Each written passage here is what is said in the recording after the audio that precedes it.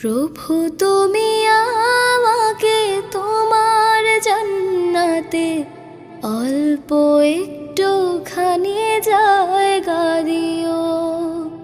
রহমের চাদরের এক কোণে এই অধমেরে তুমি আগলে নিও। না হয় বানিয়ে দিও গানের পাখি, মন ভরে না বিজিরে গান শোনাবো।